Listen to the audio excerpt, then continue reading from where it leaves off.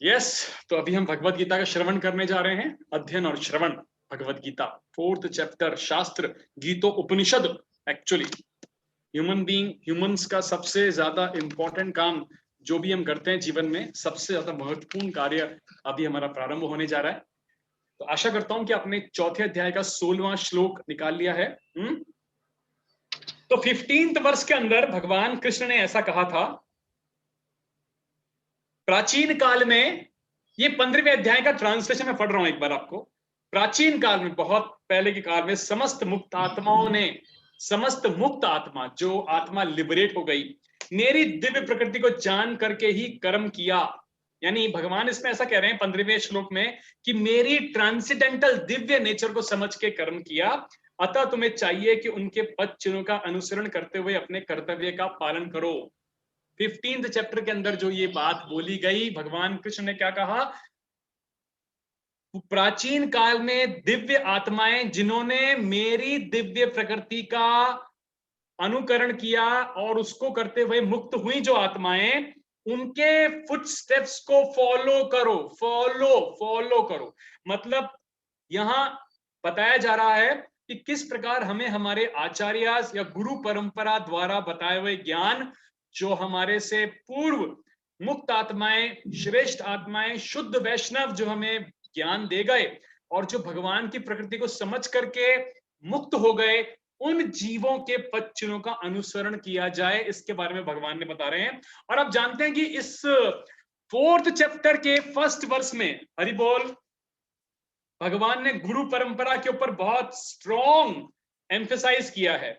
अगर आप देखें 4th चैप्टर का पहला, इमं विवस्वते योगम प्रोक्तवानम अव्ययम, भगवान ने कहा मैंने इस अमर विद्या का योग, ये जो भगवत गीता का जो ज्ञान है ना, ये मैंने किसको दिया? सबसे पहले सूर्यदेव विवस्वान को इसका उपदेश दिया था, और उसके बाद विवस्वान ने मनुष्य के पिता मनु को उपदेश दिया था, और मनु ने इसका उपदेश इक्ष्वाकु को दिया था। यानी डिसाइप्लिक सक्सेशन में ये नॉलेज नीचे आ रहा है, और वही बात को भगवान कृष्ण ने 15वें वर्ष के अंदर इस बात पे जोर दिया। अब 16 में भगवान क्या कहते हैं? नाउ लेट अस गो थ्रू 4.16। ओम नमो भगवते वासुदेवाय, ओम नमो भगवते वासुदेवाय, ओम नमो भगवते वासुदेवाय। भगवत गीता यथारूप, अध्याय नंबर 14, सॉरी अध्याय नंबर 4, श्लोक संख्या 16। अब कर्म योग के दिव्य ज्ञान में भगवान कर्म योग के बारे में बता रहे हैं। किम, किम मतलब क्या है? कर्म, किम कर्म, किम कर्मेति कवयो अप्यत्र मोहितः, तत्ते तत्ते कर्म प्रवक्ष्यामि। पहले मैं एडमिट कर दूं यहां, तत्ते कर्म प्रवक्ष्यामि यज्ञात्वा मोक्षये से अश्रुभात। भगवान कृष्ण कहते हैं अभी हमको कर्म, विकर्म और अकर्म, किस प्रकार से कृष्ण कॉन्शियसनेस में कर्म किया जाना चाहिए, इसके बारे में भगवान कृष्ण हमें विस्तार से अर्जुन को माध्यम बता के बताने जा रहे हैं कि कर्म क्या है, अकर्म क्या है।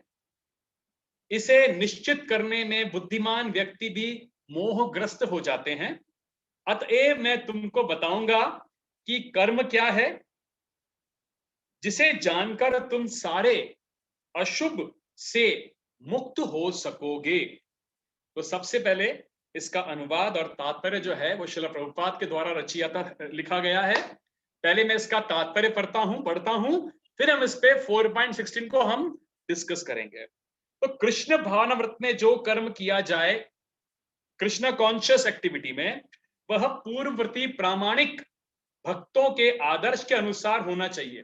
पूर्ववर्ती प्रामाणिक भक्त, जो भगवान ने 15वें श्लोक में बात बोली ना, हरि बोल, क्या बोला कि प्राचीन काल में 15th वर्ष में क्या बोला? समस्त मुक्त आत्माओं ने मेरी दिव्य प्रकृति को जानकर कर्म किया, तो तुमको उनको अनुसरण करना चाहिए, उनके पद चिन्हों का। तो यहां प्रभुपाद क्या लिखते हैं? कृष्ण भावनामृत में जो काम किया जाए, जो काम कृष्ण भावनामृत में किया जाए, वह पूर्ववर्ती प्रामाणिक भक्तों के आदर्श के अनुसार होना चाहिए।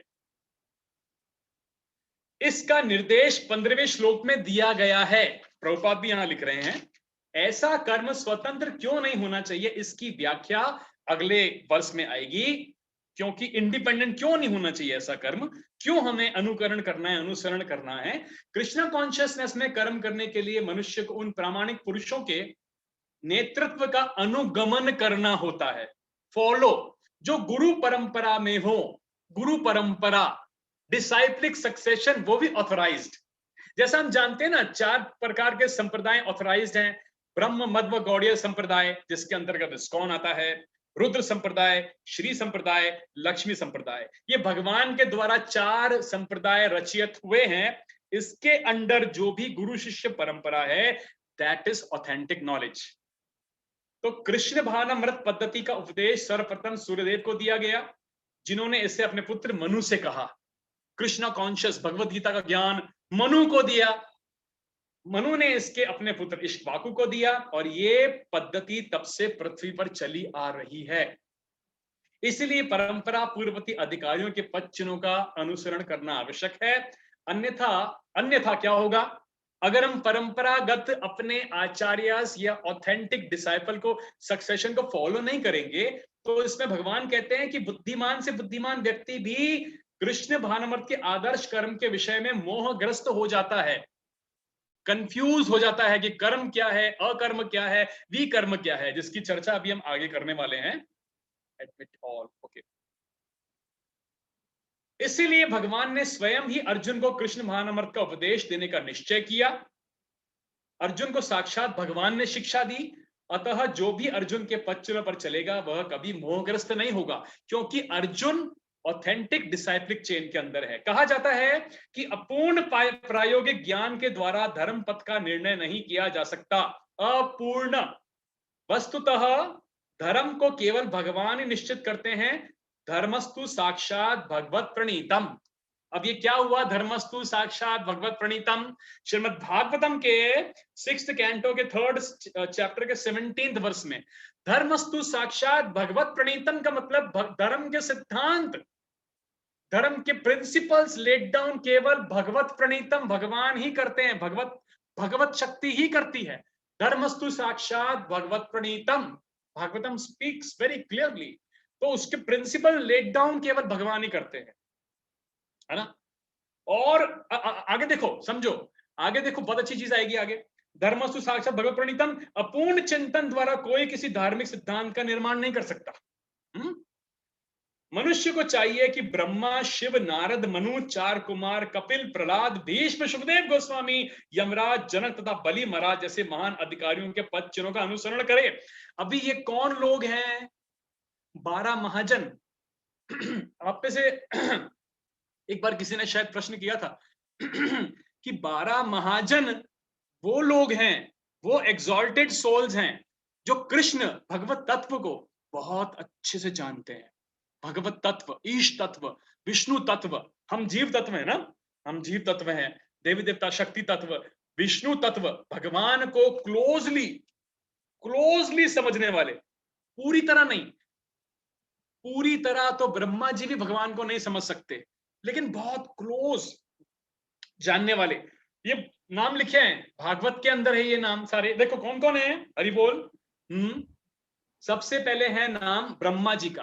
ब्रह्मा जी 12 महाजन में से एक हैं। शिव जी, नारद मुनि, मनु, 4 कुमार जो ब्रह्मा जी के 4 पुत्र थे। कपिल देव, भगवान का अवतार हुआ था कपिल के रूप में। प्रहलाद, जो हम जानते हैं ना हिरण्यकशिपु के पुत्र थे। पितामह भीष्म, सुखदेव गोस्वामी जो महर्षि वेदव्यास के पुत्र। यमराज, जनक, सीता जी के पिता, और बलि महाराज। आपको याद हो बलि महाराज जिन्होंने भगवान को सब कुछ अर्पित कर दिया था, और भगवान जी ने 3 पग में पूरा त्रिलोक नाप दिया था, और बलि महाराज ने स्वयं अपना शरीर भी, अपने आप को भी भगवान को अर्पित कर दिया था। तो ये 12 महाजन जो ये इतना क्लोजली जानते हैं भगवान को। तो यहाँ प्रभुपा क्या लिखते हैं भागवत के अनुसार, इनका अनुसरण करो।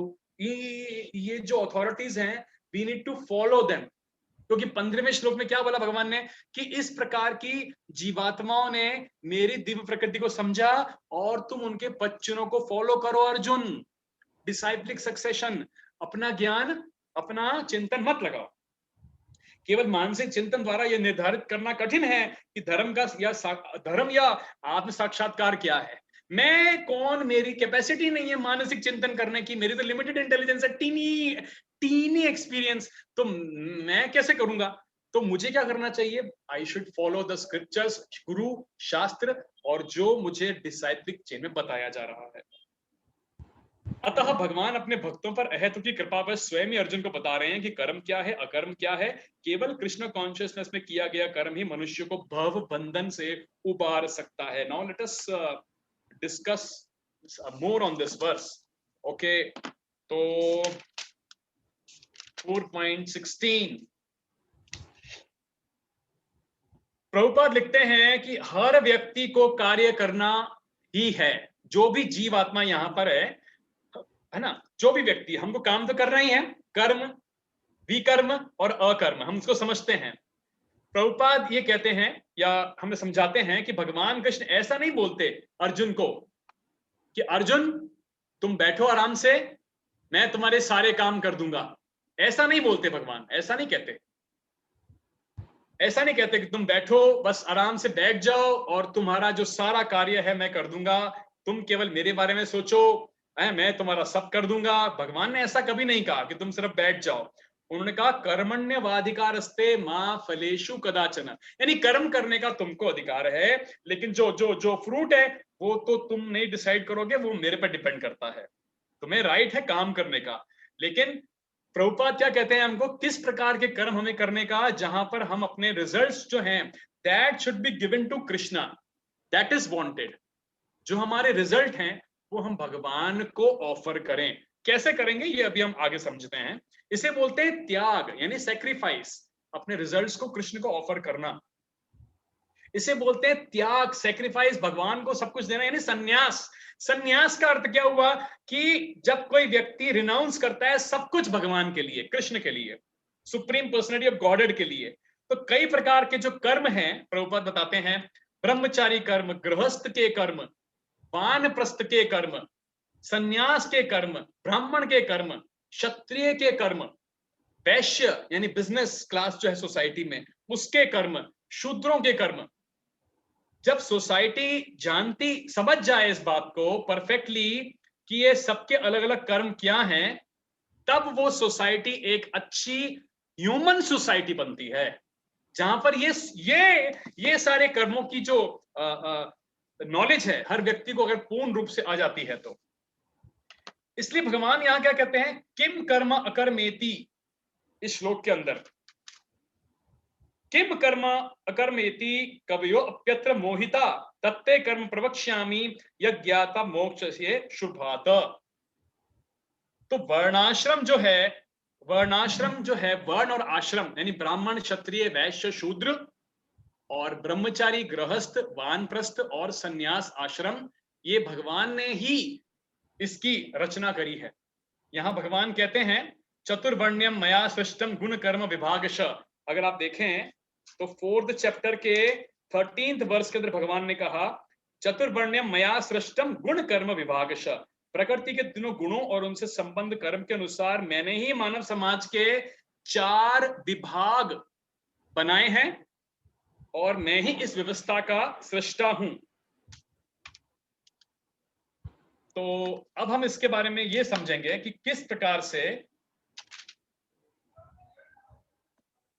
ये इंपॉर्टेंट है। तो ब्राह्मण का कर्म, उसके बाद आपका क्षत्रिय का कर्म एज ए लीडर या प्रोटेक्टर, वैश्य का कर्म एज ए बिजनेस क्लास, और शूद्र का कर्म तीनों क्लासेस की सेवा करना। उसके बाद ब्रह्मचारी का कर्म स्टूडेंट लाइफ में रहना 25 साल तक, गृहस्थ का कर्म 25 से 50 साल तक गृहस्थ धर्म निभाना, 50 साल के बाद डिटैचमेंट प्रैक्टिस करना, और 75 ईयर्स के बाद में कंप्लीटली रिनाउंस करके भगवान में पूरी तरह लीन हो जाना। अब लेकिन यहां पर हमें श्रीमद् भागवतम से एक बहुत अच्छी, प्रभुपाद ने हमको बहुत अच्छा ऋषभ देव का एक श्लोक आता है, मैं आपको बताता हूं। ऋषभ देव भगवान का अवतार थे, जिन्होंने अपने 100 पुत्रों को जब उन्होंने उपदेश दिया था, तो उन्होंने क्या बताया था? नूनम प्रमत्तम कुरुते विकर्म यदीन्द्रिय प्रियतय आपनोति न साधु मन्ने यत आत्मनोय मस्तन्नपि क्लेशद आस देह। मतलब कि सबके कर्म जो हैं किस प्रकार के होने चाहिए? जो कर्म शास्त्र शास्त्र जिस कर्मों के लिए बताते हैं, जो कार्य हमको करने चाहिए, जैसा कि वेदों में वर्णित है, जैसा कि स्क्रिप्चर्स में वर्णित है, ब्राह्मण क्षत्रिय वैश्य शूद्र के कर्म, उसके बाद गृहस्थ ब्रह्मचारी गृहस्थ वानप्रस्थ के कर्म इत्यादि, ये कर्म जब हम फॉलो करते हैं तो उसे कहा जाएगा कर्म। कर्म कहा जाएगा जो शास्त्र के अकॉर्डिंग हम अपने रूल्स एंड रेगुलेशन के अनुसार जो जीवन यापन कर रहे हैं, ये हुआ हमारा कर्म।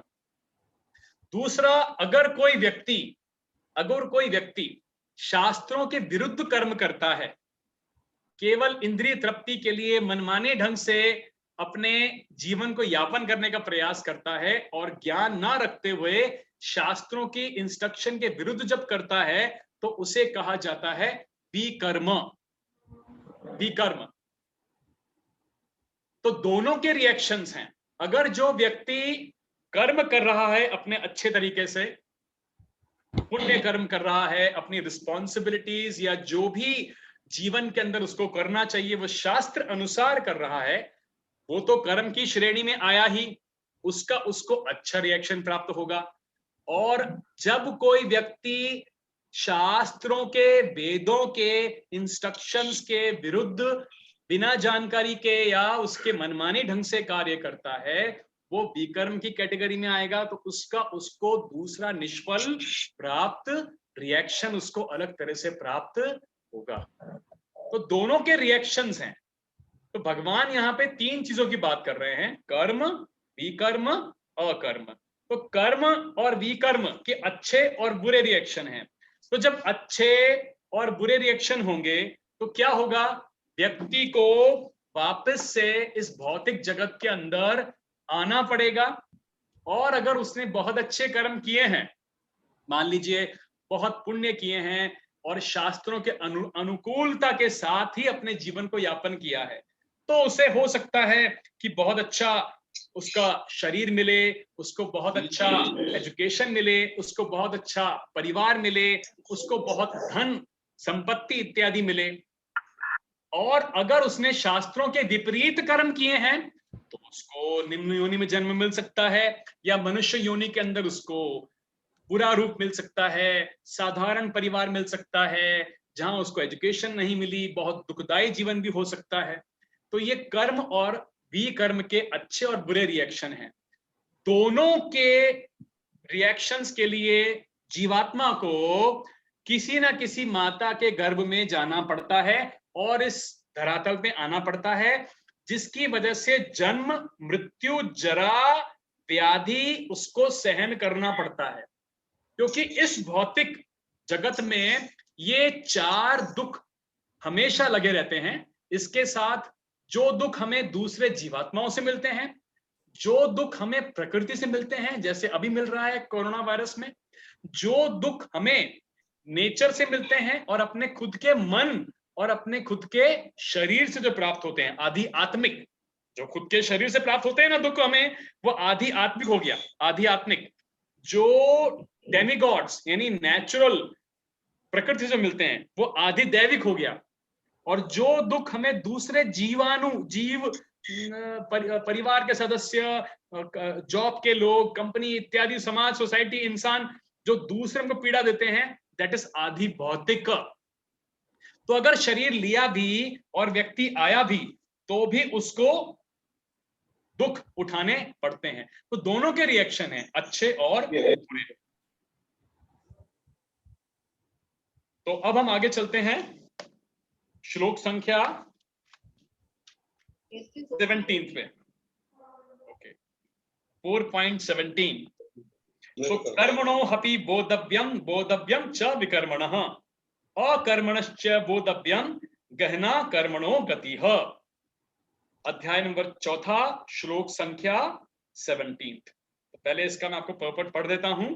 देखिए, कर्म की बारीकियों को, ओके, कर्म की बारीकियों को समझना अत्यंत कठिन है अर्जुन। अतः मनुष्य को चाहिए कि वह यह ठीक से जाने कि कर्म क्या है, विकर्म क्या है और अकर्म क्या है।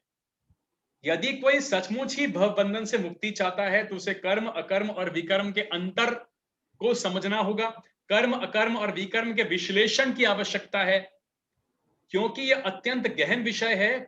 कृष्ण भावनामृत को तथा गुणों के अनुसार कर्म को समझने के लिए परमेश्वर के साथ अपने संबंध को जानना होगा, अपने रिलेशन को। दूसरे शब्दों में, जिसने यह भली भांति समझ लिया कि वह जानता है, हरि बोल, देखो, जिसने ये भली भांति रियलाइजेशन कर लिया, सिर्फ समझा नहीं, रियलाइजेशन कर लिया कि वो ये जानता है कि वो कृष्ण का नित्य दास है, फलस्वरूप उसे कृष्ण भावनामृत में कार्य करना है।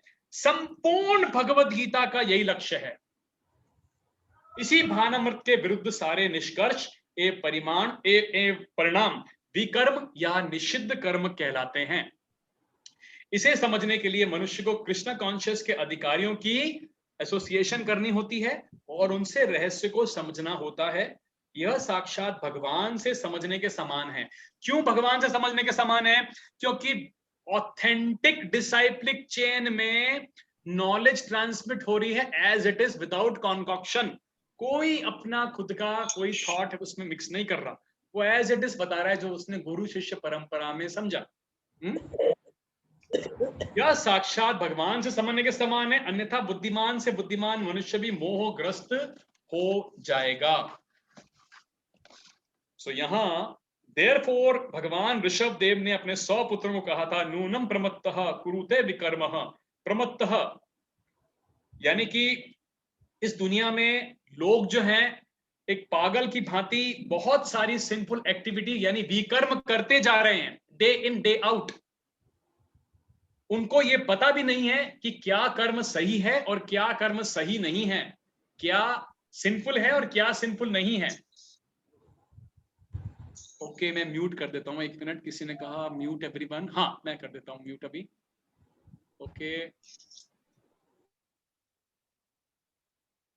तो भगवान कहते हैं कर्मणो ह्यपि बोधव्यम, तो व्यक्ति को समझना पड़ेगा एक्चुअली काम क्या है। बोधव्यम च विकर्मणः, विकर्मणः मींस फॉरबिडन, जो कर्म नहीं किया जाना चाहिए। यही ह्यूमन लाइफ का बिजनेस है कि उसको वो समझे कि कौन सा काम करा जाना चाहिए और कौन सा काम फॉरबिडन है, नहीं करा जाना चाहिए। इसी वजह से हमको कई प्रकार के भीषण से भीषण रिएक्शंस अपने आसपास लोगों को हम देखते हैं, हमारे जीवन में हम देखते हैं, हमें प्राप्त होते हैं, क्योंकि हमसे कई प्रकार के अनजाने के अंदर, जब हम अपने मनुष्य जीवन के अंदर आत्म साक्षात्कार का प्रयत्न नहीं करते ना, तो हम गलत कार्य करते हैं और उसका हमको रिएक्शन उठाना भी पड़ता है। इसीलिए जैसे कि एग्जाम्पल प्रभुपाद कहते हैं कि एक अच्छा सिटीजन जानता है कि अच्छा लॉफुल काम क्या है और अनलॉफुल काम क्या है, जिसकी वजह से उसको गवर्नमेंट जो है दंड दे सकती है। इसी प्रकार से हम शायद अपने गवर्नमेंट को चीट कर सकते हैं, अपने अथॉरिटीज को यहां चीट कर सकते हैं, लेकिन हम कभी भी कोई भी चीज, अपना विकर्म भगवान से नहीं छुपा सकते, उनसे नहीं छुपा सकते। क्यों नहीं छुपा सकते? क्योंकि 18.61, क्योंकि 18.61 ईश्वर सर्वभूतानां हृदय अर्जुन तिष्ठति, मतलब कि ईश्वर परमात्मा हृदय में हर एक जीवात्मा के साथ स्थित है और जो हमारी हर एक्टिविटी को वॉच कर रहा है।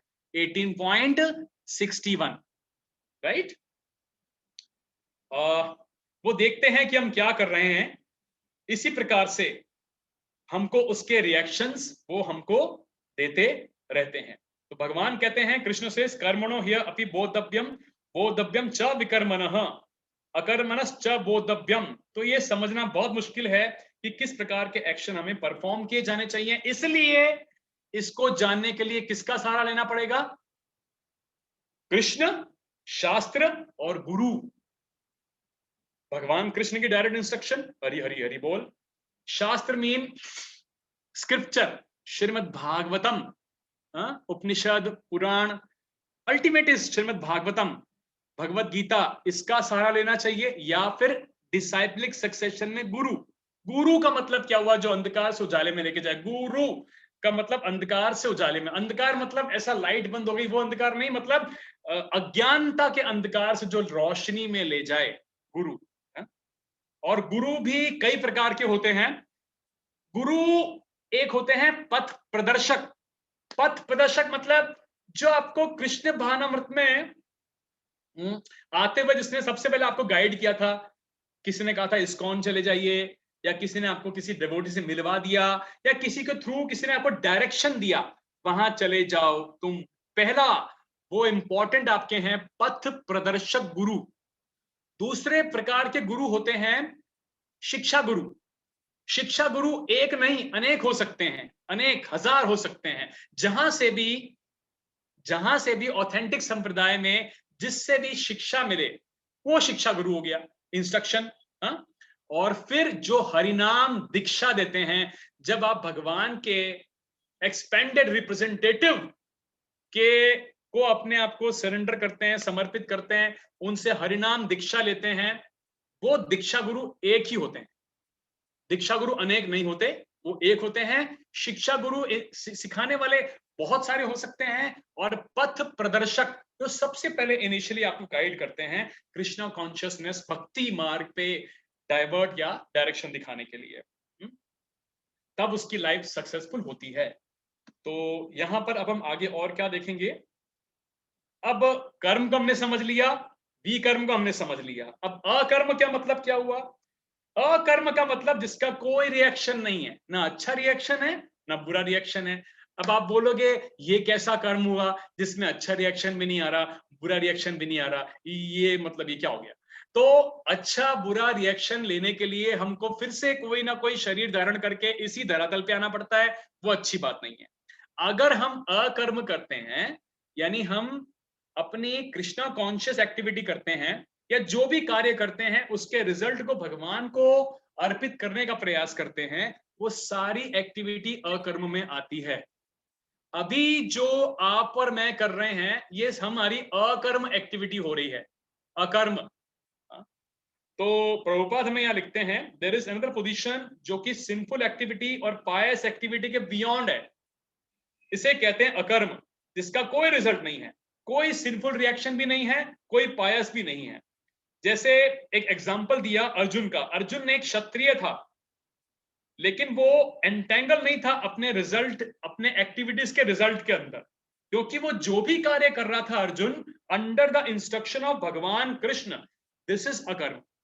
जैसे कि दुर्योधन भी लड़ाई कर रहा है, अर्जुन भी युद्ध कर रहा है, दोनों युद्ध कर रहे हैं, पर दुर्योधन केवल अपने लिए युद्ध कर रहा है, अपनी इंद्रिय तृप्ति के लिए, और अर्जुन युद्ध कर रहा है क्योंकि धर्मस्तु साक्षात भगवत प्रणीतम, भगवान की इच्छा। धर्म के प्रिंसिपल्स किसने लेट डाउन किए? हेलो, धर्मस्तु साक्षात भगवत प्रणीतम लेट डाउन बाय कृष्णा इन श्रीमद् भागवतम। तो वो अर्जुन जी भगवान की इच्छा, धर्म के सिद्धांतों को लेट डाउन करने की उनकी इच्छा के हिसाब से कर रहे हैं। उनकी इच्छा है इसलिए मैं युद्ध कर रहा हूं, भगवान की इच्छा है, मेरा कर्तव्य है, मैं क्षत्रिय हूं, उनकी इंस्ट्रक्शन है, मुझे कार्य करना चाहिए, मेरा रिजल्ट तो उनके पास ही है। तो ये तो हो गया कॉन्शियसनेस अकर्म का। जैसे अभी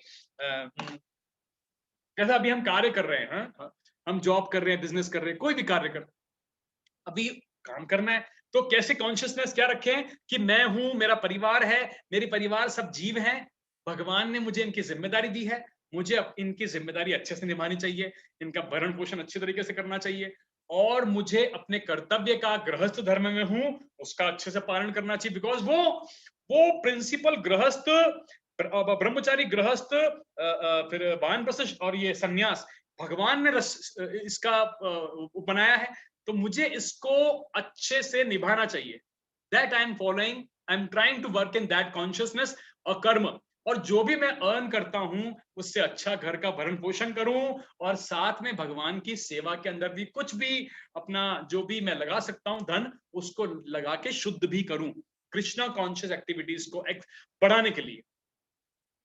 कृष्णा कॉन्शियसनेस एक्टिविटी बढ़ाने के लिए मतलब क्या बोलते हैं? जीव दया कृष्ण नाम सर्वधर्म सार, यानी जीव पे दया करनी है किसी पे तो उसको हम कृष्ण का नाम दें, वही सारे धर्मों का सार है, सार, क्योंकि वो उसके सोल के लेवल पे हमने कार्य कर दिया है ना। तो इस प्रकार हम अपनी कॉन्शियसनेस में लेकर कार्य करें, देन वी हम अकर्म अपने ज्यादा बिल्ड कर पाएंगे। अकर्म अकर्म, नहीं तो फिर वो जो कर्म हमारे अच्छे और बुरे होते जाएंगे, उसका हमको अच्छा या बुरा रिएक्शन के लिए एक और शरीर माता के गर्भ में जाना पड़ेगा। प्रभुपाद क्या लिखते हैं, बाय चैंटिंग हरे कृष्णा मंत्र आप एंगेज करते हो अपने आप को भक्ति में। लगता ऐसा है भक्ति में देख करके चैंटिंग कोई करता है कर्म लगता है, लेकिन आपको ये समझना पड़ेगा कि आप बहुत ग्रेट कार्य कर रहे हो, क्योंकि यहां कहा गया कर्माणि अकर्म यह पश्येत। ठीक है, ये जो कार्य है ये दिव्य कार्य है।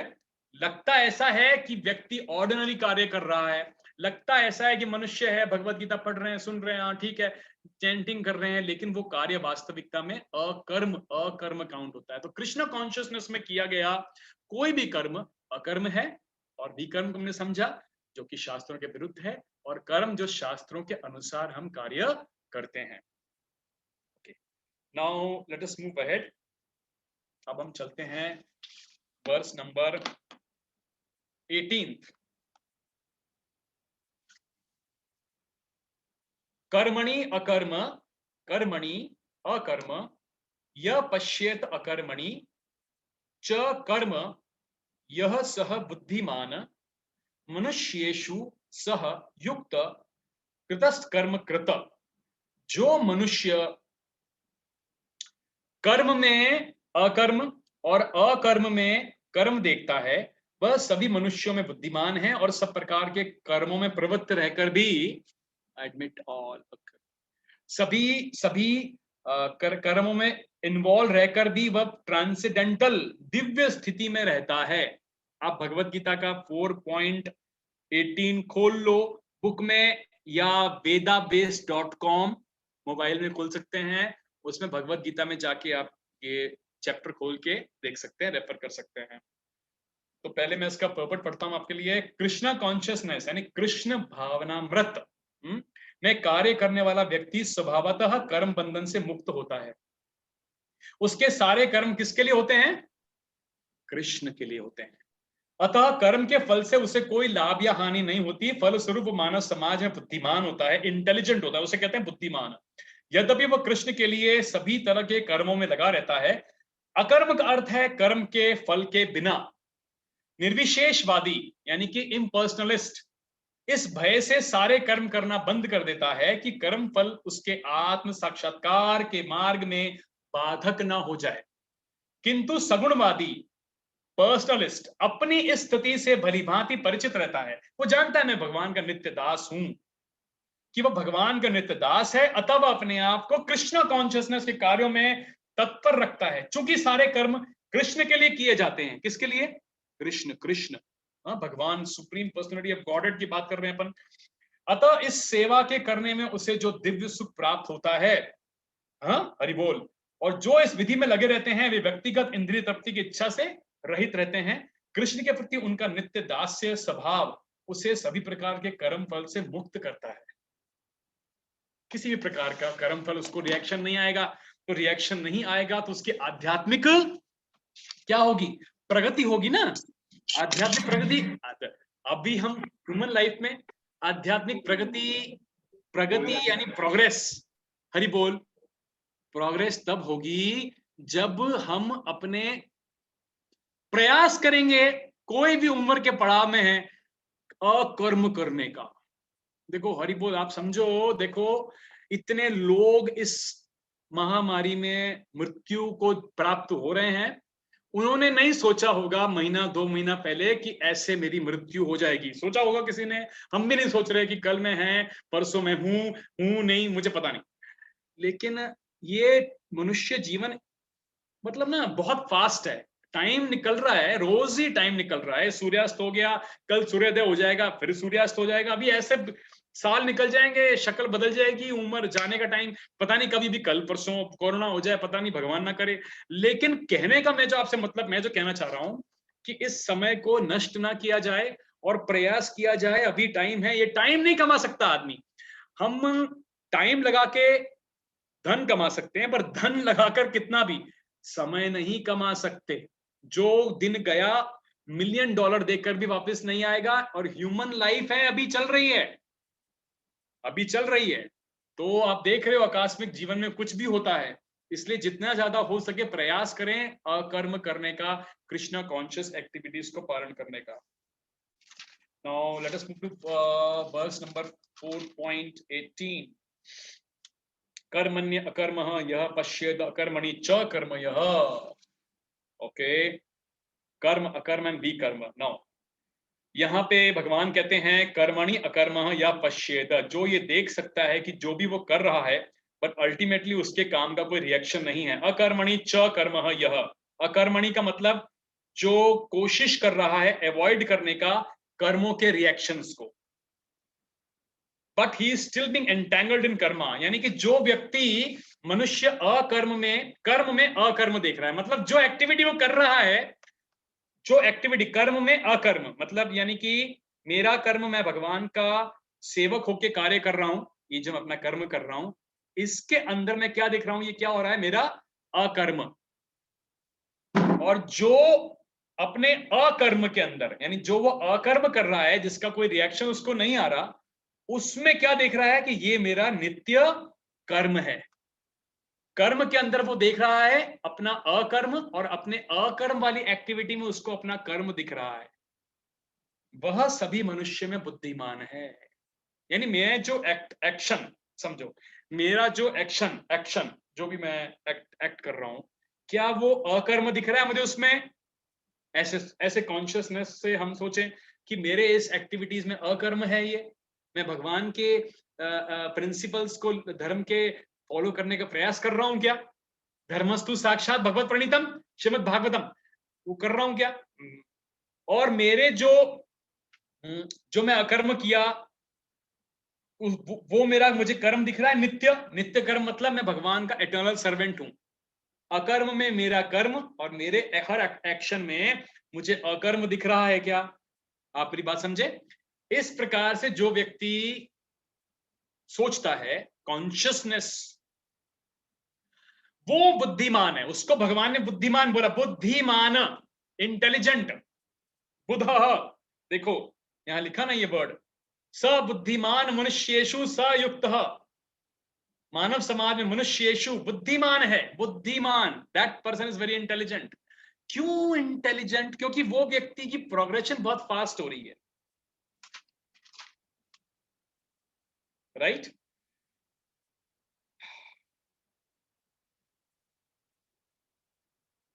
तो प्रभुपाद हमको यही समझाते हैं कि अगर हम कोई भी अच्छा कर्म करेंगे उसके में अच्छे रिएक्शन है, बुरे कर्म के बुरे रिएक्शन है, और अकर्म के कोई रिएक्शन नहीं है, उससे केवल आध्यात्मिक प्रगति होती है।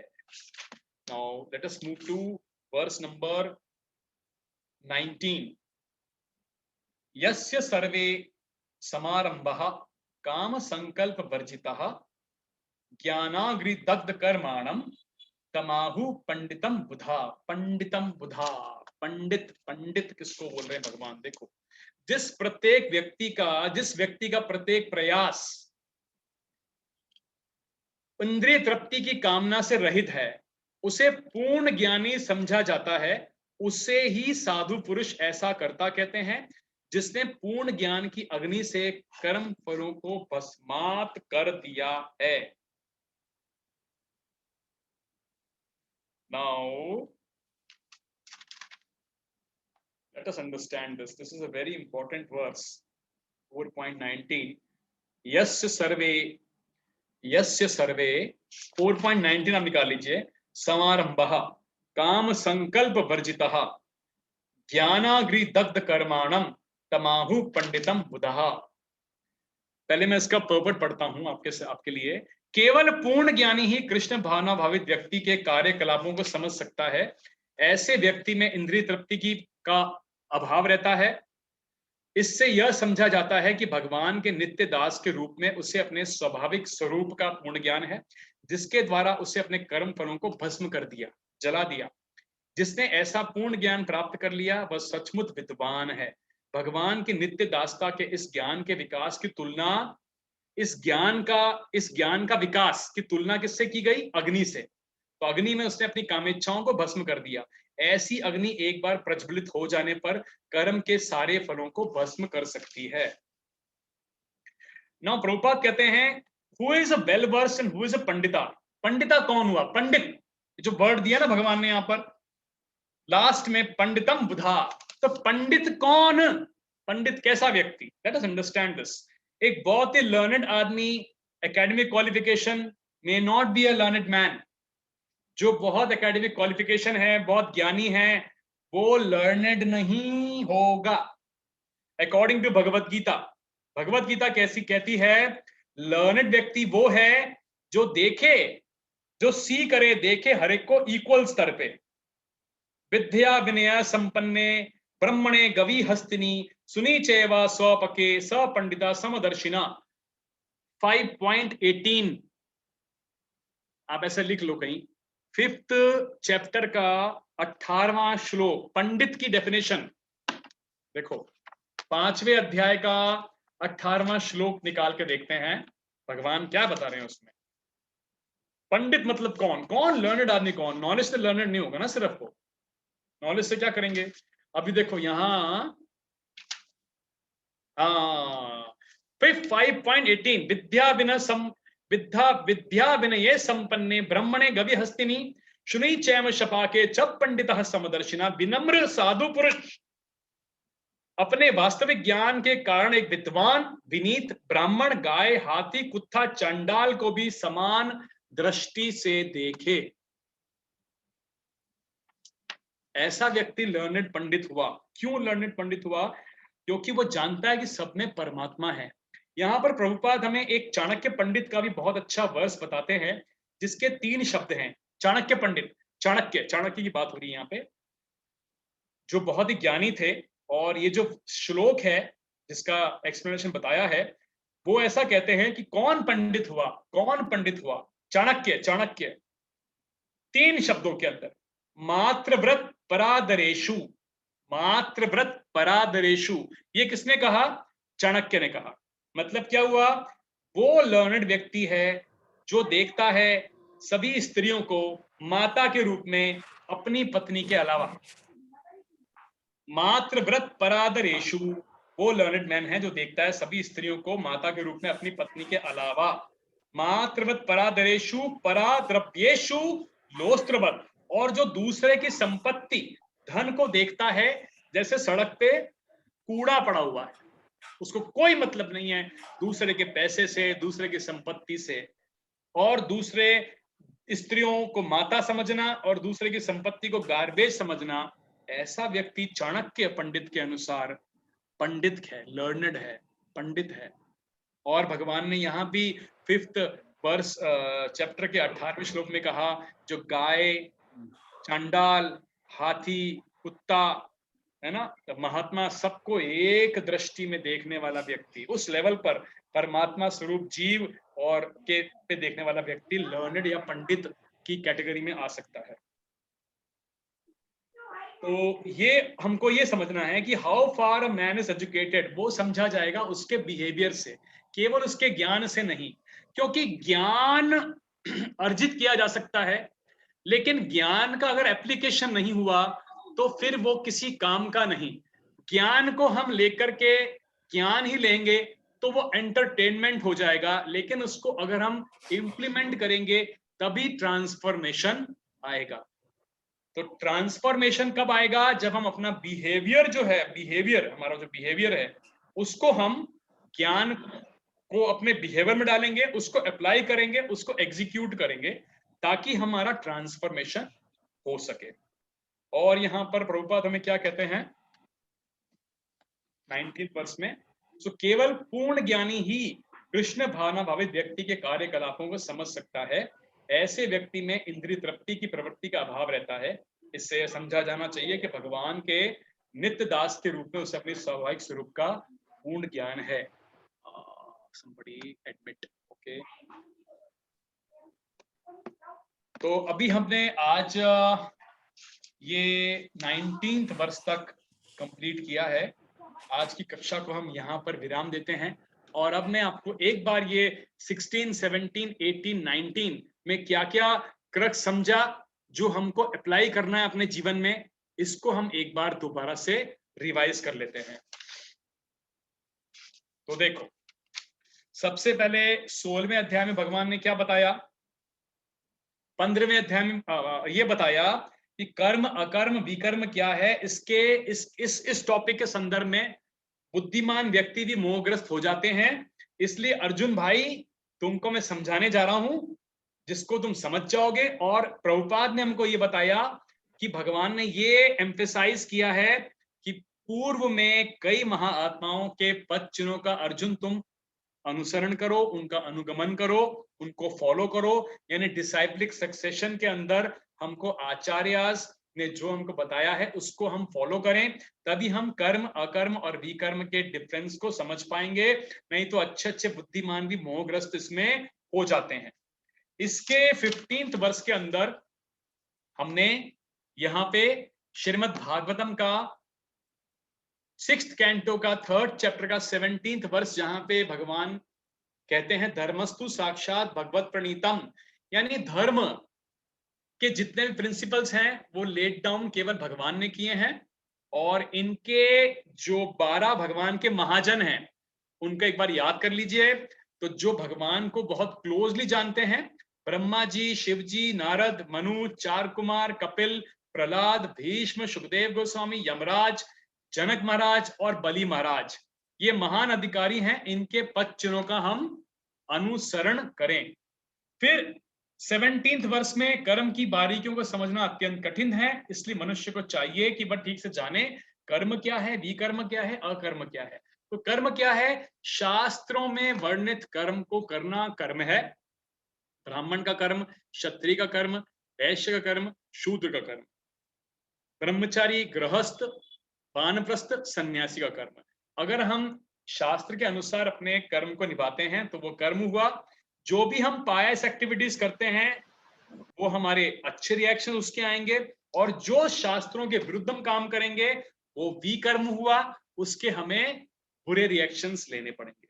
तो अच्छे और बुरे रिएक्शन के लिए हमको शरीर धारण करके आना पड़ेगा इसी पृथ्वी लोक पे, किसी भी योनि के अंदर, और फिर हमको जन्म मृत्यु जरा व्याधि को झेलना पड़ेगा। लेकिन अगर हम अकर्म करेंगे, हरि बोल, अभी अभी अभी मनुष्य जीवन है, अकर्म करेंगे तो उसका अच्छा या बुरा रिएक्शन नहीं आएगा, उससे जीवात्मा की आध्यात्मिक प्रगति होगी। एंड यहां पर हमने श्रीमद् भागवतम का, आप खोल के पढ़ना, भागवतम का वेदावेश में मिल जाएगा आपको।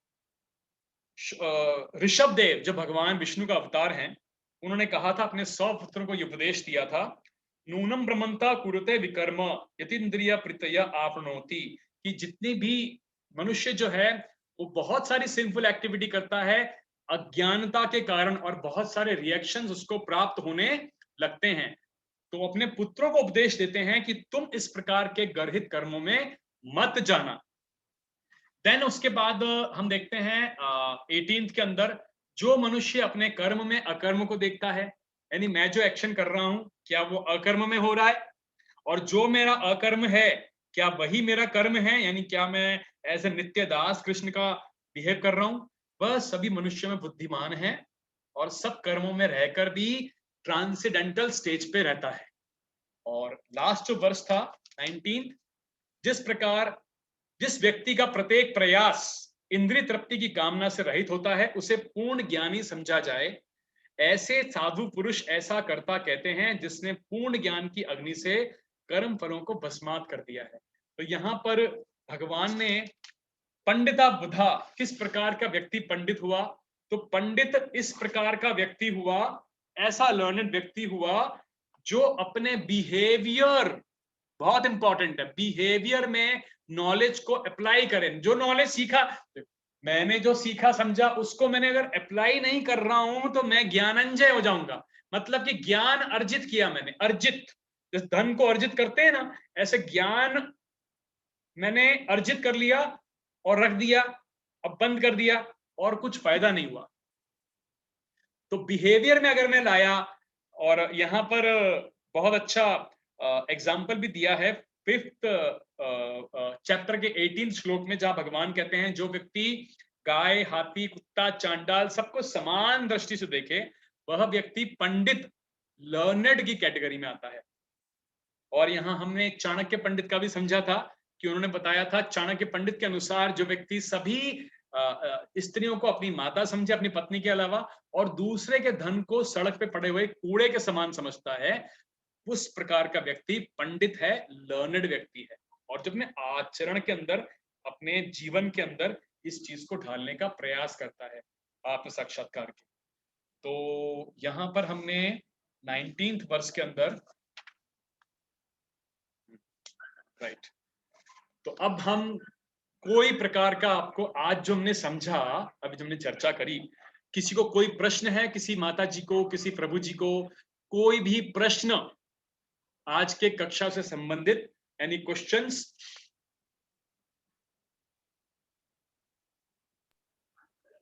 नमस्कार प्रभु जी। हरे कृष्णा प्रभु जी। जी माता जी, हरे कृष्णा,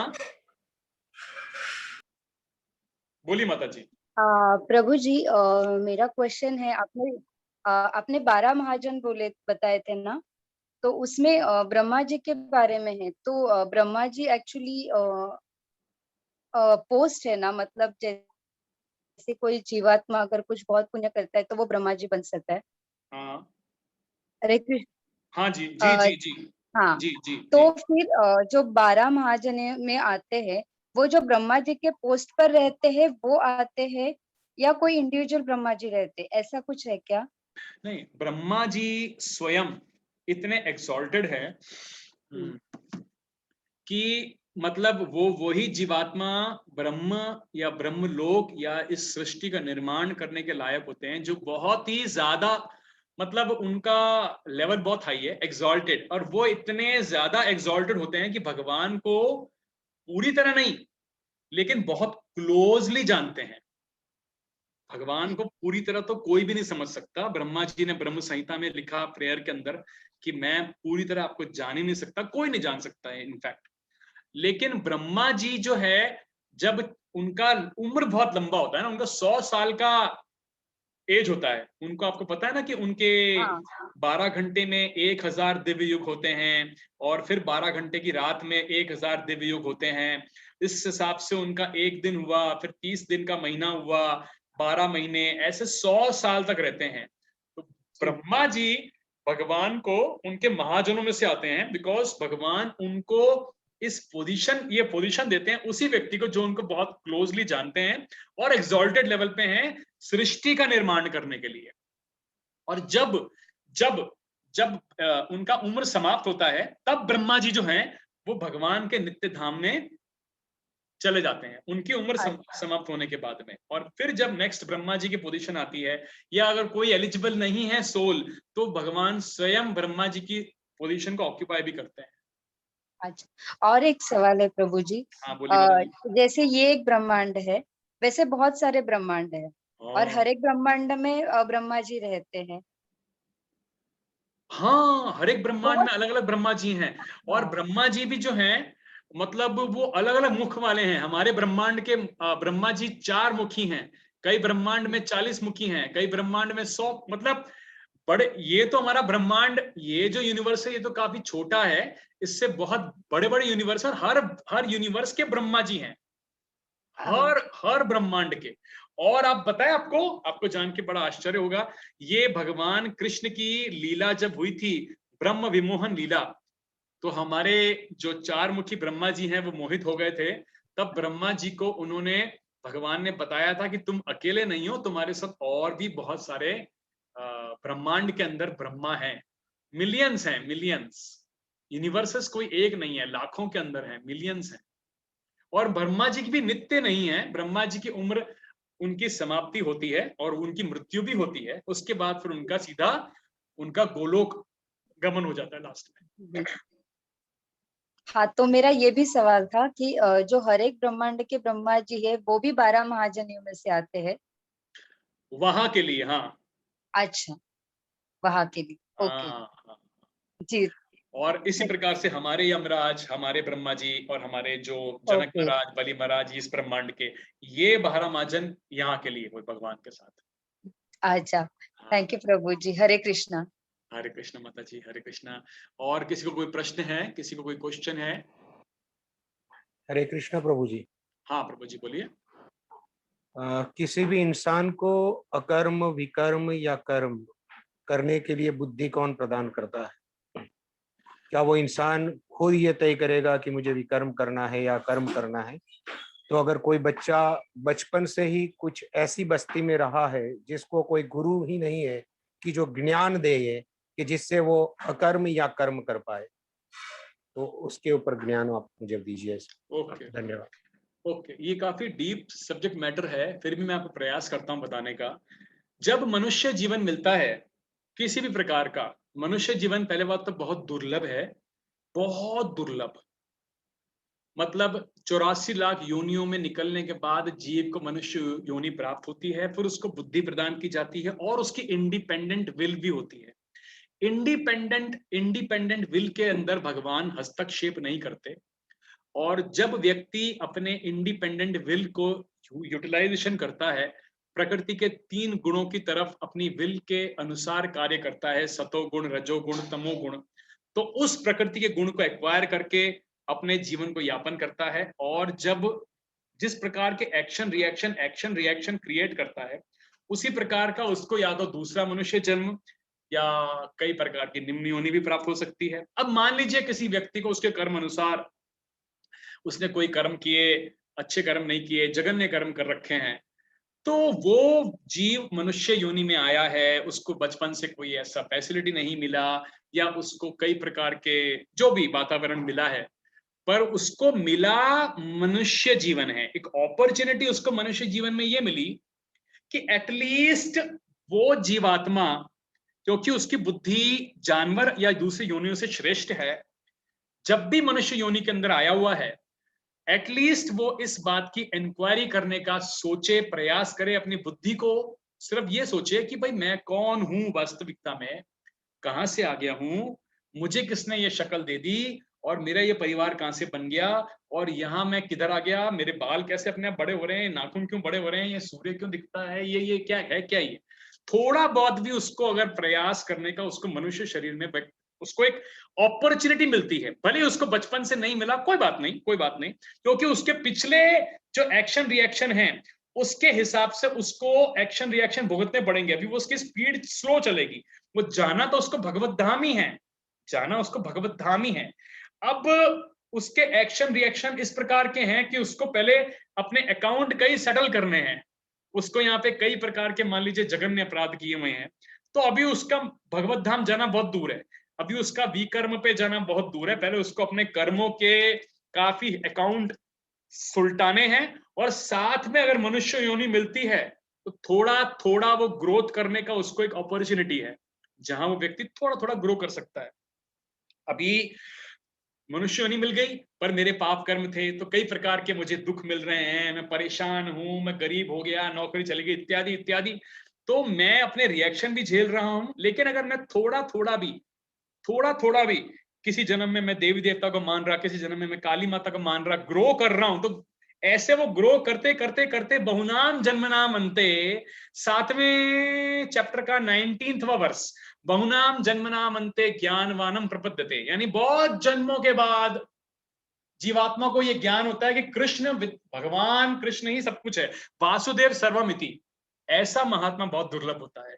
तो क्योंकि हम अपने एक्शन रिएक्शन क्रिएट करते हैं, इसलिए हमें ऐसी अनुकूलता हर जन्म में, हर जीवात्मा को हम देखते हैं ना, नहीं प्राप्त होती, बात सही है आपकी, क्योंकि उसकी ये पहला जन्म नहीं है उसका, उसके कई जन्मों से आ रहा है वो, और अभी वो आया है, हो सकता है इस जन्म के अंदर वो किसी गुरु को माने, हनुमान जी को मान ले, साईं बाबा को मान ले, किसी और को माने, वो मानते फिर अगले जन्म में फिर जाएगा, फिर वहां से थोड़ी प्रगति करेगा, फिर जाएगा, फिर प्रगति करेगा, ये बहुत लंबी साइकिल है प्रभु जी, बहुत लंबी। मतलब ये तो हम अपने आप को भाग्यशाली माने कि भगवत गीता हमारे हाथ में है अभी, और हमको पता लग गया कि कृष्ण भगवान है, और तीसरा बात यह कि हम हिंदुस्तान के अंदर हैं, ये बहुत बड़ी अपॉर्चुनिटी है एक्चुअली। हरि बोल। हरि बोल, धन्यवाद प्रभु जी। हाँ, ये मतलब it's a very complex science जो भगवान ही जानते हैं। ये इतना कॉम्प्लेक्स है कि हमारी तो बुद्धि नहीं है ना, इतनी हम समझ ही नहीं सकते। लोगों के कर्मों के अकाउंट्स और वो हमारी बुद्धि, देखो हमारी बुद्धि की कोई लेवल ही नहीं है, तो हम समझ नहीं सकते इस चीज को। लेकिन मोटा मोटा इस चीज के ऊपर ग्रोथ ऐसे आत्मा का करता है, इसलिए अभी पकड़ लो उसको, ये लाइफ टाइम वेस्ट ना हो जाए, वो हम प्रयास कर सकते हैं। और किसी को कोई प्रश्न है? Any question? हरे कृष्ण प्रभु जी। हाँ माता जी बोलिए। मुझे 9th श्लोक है ना, हाँ उसमें जो अपने इंद्रिय तृप्ति के बारे में जो बताया है ना, हाँ, उसके बारे में थोड़ा 19th वाला, 19th ना, 19th वाला। हाँ 9th वाला। इंद्रिय तृप्ति का मतलब जब हम केवल अपने ही बारे में सोचें, मेरा खाना मैं खाऊंगा, ये मुझे चाहिए, बस मेरे सेंसेस को कैसे आनंद मिले, मुझे कैसे आनंद मिले, 24 घंटा मैं ये सोचूं मुझे मेरी आंखों को अच्छा कैसे देखूं, अच्छा कैसे सुनूं, अच्छा कैसे खाऊं, बस ये अर्जित कर लूं, बहुत अच्छी गाड़ी खरीद लूं, धन अर्जित कर लूं, मकान, केवल अपने बारे में सोचना एनिमल प्लेटफॉर्म हो गया ये। क्योंकि जानवर भी यही करते हैं ना, सारे के सारे, कुत्ता बिल्ली चील गाय, वो भी यही करते हैं, अपने बारे में सोचते हैं। तो इंद्रिय तृप्ति तो जानवर भी कर रहे हैं, अगर हम भी करेंगे तो हम उनके स्तर पे हो गए। हमको ये सोचना है कि मैं भगवान कृष्ण को सेंटर में रखते हुए अपने जीवन का यापन कैसे करूं। यानी मुझे अपनी इंद्रिय तृप्ति तो करनी ही है, वो तो मुझे मिलेगा ही, क्योंकि मुझे भगवान ने इंद्रियां दी हैं। इसका मतलब ये नहीं कि मैं अच्छा स्वाद वाला खाना नहीं खाऊं, लेकिन सबसे पहले भगवान को ऑफर करके खाऊं। अच्छे से अच्छा प्रसाद खाऊंगा, गुलाब जामुन रसगुल्ले, कोई दिक्कत नहीं है, पर भगवान पहले मुखिया को खिलाओ। जैसे घर में होता है ना, हमारे घर में कोई बड़े बुजुर्ग मुखिया, तो सबसे पहले उनको खाना मिलेगा, सबसे पहले उनकी सेवा होगी। वैसे कॉन्शियसनेस से जीवन यापन करना कि अगर मुझे भगवान की सेवा हमारे घर में हो, भगवान को हम भोग लगाएं, भगवान के लिए अच्छे कपड़े लाएं, भगवान के मंदिर को अच्छा सजाएं, हमको तो जो फैसिलिटी भगवान ने देनी है उसको तो हम भोगने वाले ही हैं, वो कोई दिक्कत थोड़ी है। लेकिन भगवान से अलग होके, सेपरेट करके केवल मैं मेरा इंद्रिय तृप्ति के ऊपर फोकस ना करें, इसका मतलब ये हुआ। आप समझे मेरी बात को? हाँ समझ। हाँ, अपने घर में एक कोई सीनियर बुजुर्ग हैं, हेड ऑफ द फैमिली, सबसे पहले उनको सम्मान देना, उनको ऑफर करना, फिर परिवार, छोटे लोग ले रहे हैं उस चीज को। वैसे जब व्यक्ति सेवा करता है ना, तो आपकी इंद्रियां अपने आप ही तुष्ट होने लग जाएंगी, आपको हर चीज मिलेगी। ऐसा नहीं कि मुझे अच्छा कपड़ा नहीं पहनना, अच्छा खाना नहीं खाना, ऐसा नहीं। इंद्रियां तो हमको दी है भगवान ने, लेकिन उसमें रेगुलेशन में यूज करना है उसको। वही श्लोक में और लिखा है कि सनातन दास्यपना, वो ज्ञान के विकास के लिए तुलना उसकी अग्नि के साथ करने हाँ का लिखा है वो। हाँ हाँ, मतलब ये हुआ, जीवेर स्वरूप कृष्णेर नित्य दास। जीव का वास्तविक जीव मतलब तुम जीव हो, मैं जीव हूं, आप भी बॉडी नहीं हो, मैं ये बॉडी नहीं हूं, ये तो खत्म हो जाएगी ना, जल जाती है। अभी एक्चुअल जो जीव की जो वो है ना, क्या बोलते हैं उसको, एक्चुअल जो उसका काम है, वो है भगवान का नित्य दास, servant of the supreme lord. तो उनको सेटिस्फाई करना, उनको प्लीज करना, जैसे राजा को नहीं करती प्रजा सेटिस्फाई, बहुत कोई श्रेष्ठ पुरुष है उसको खुश रखते हैं तो वो सबको फिर अपने आप खुशी प्रदान करते हैं। जैसे हम भगवान को तुष्ट करेंगे उनकी इंस्ट्रक्शन को मान के, हम जीव उनके दास हैं, उनकी सेवा करना, उनको प्लीज करना, ऑटोमेटिक जब वो प्लीज होंगे तो वो मुझे प्लीज करेंगे ना, मैं अपने आप प्लीज हो जाऊंगा। तो ये जो नॉलेज है, ये जो नॉलेज है, ये जो कॉन्शियसनेस है ना, ये मैं जीव नित्य दास भगवान का, ये नॉलेज को फायर से तुलना की, इसकी फायर से, इस नॉलेज का कंपैरिजन किया अग्नि से। अग्नि के अंदर ये इंद्रिय तृप्ति की जो भावना है, वो इस नॉलेज के अंदर अग्नि समान भस्म हो जाती है। आप समझे मेरी बात को? हरि बोल, हरे कृष्णा। माता जी, तो भगवान के नित्य दासता के इस ज्ञान की तुलना किससे गई? फायर से की गई। फायर, ऐसी अग्नि एक बार जल जाए कि मैं तो नित्य दास हूं, इस फीलिंग की अग्नि जल जाए तो सारे कर्म के सारे फलों को भस्म कर सकती है। अपने खुद के प्रति जो हम इंद्रिय तृप्ति वाला कर्म का सोच जो है उसको भस्म कर सकती है, ये नॉलेज। ठीक है माता जी, हरे कृष्णा। कहां गए? ओके, और किसी को कोई प्रश्न है?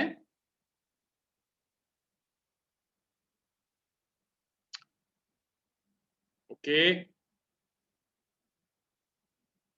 चलिए, okay then, thank you very much, thank you, and Hare Krishna, Hare Krishna, Hare Krishna, Hare Krishna, thank you, Hare Krishna. Hare Krishna.